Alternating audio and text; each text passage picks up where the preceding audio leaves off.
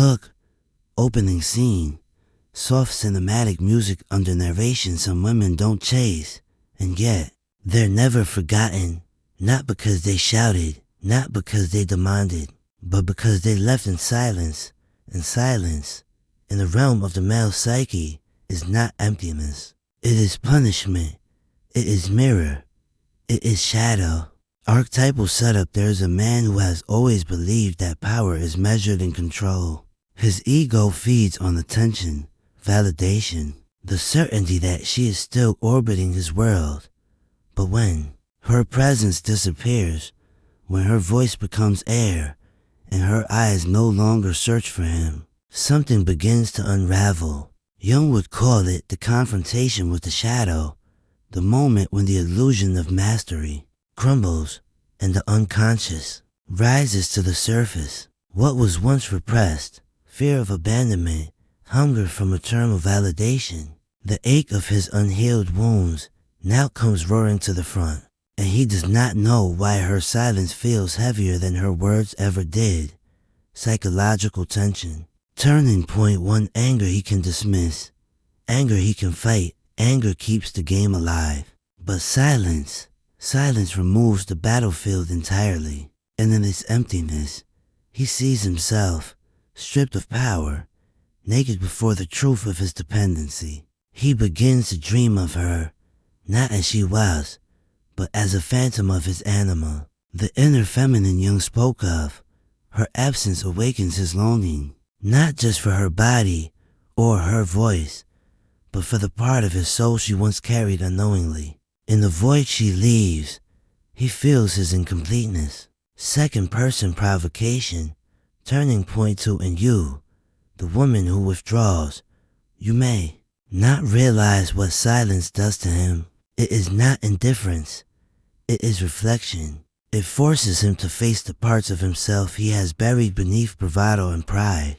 Your absence becomes his mirror. Every unanswered message, every night without your presence, presses against his fragile ego like a weight too heavy to bear. He doesn't miss you like one misses a person. He misses himself, the version of himself that only existed in your light.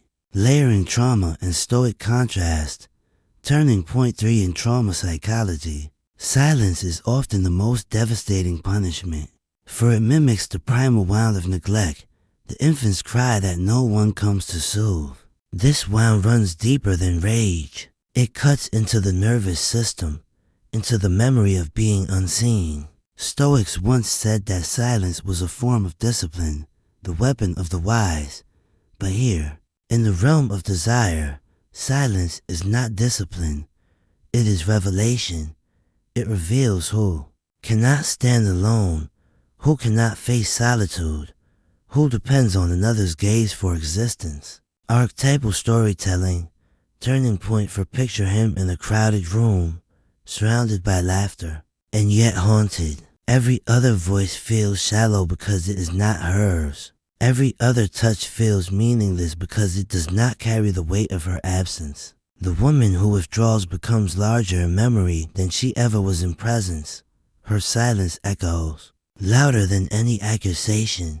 She becomes myth, symbol, shadow, the dark feminine that both seduces and terrifies. And he realizes too late, what he dismissed, he now worships. What he took for granted, he now cannot replace. Shift to empowerment and individuation. But for the woman, silence is not punishment. It is individuation. It is the soul's quiet return to itself. To detach is not to destroy. To detach is to step outside the game, to rise above the drama of projection, and to see clearly. She no longer plays the role of the rescuer, the muse, the mirror for his unhealed wounds. She chooses to become whole, to embody the mystery Jung called the self, the union of shadow and light, masculine and feminine, strength and surrender. Closing liberation line, cinematic fade. And so, the man suffers not from her cruelty, but from his own reflection in the silence she left behind, because absence is not emptiness. Absence is power, And the woman who walks away in silence isn't weak. She simply sees more.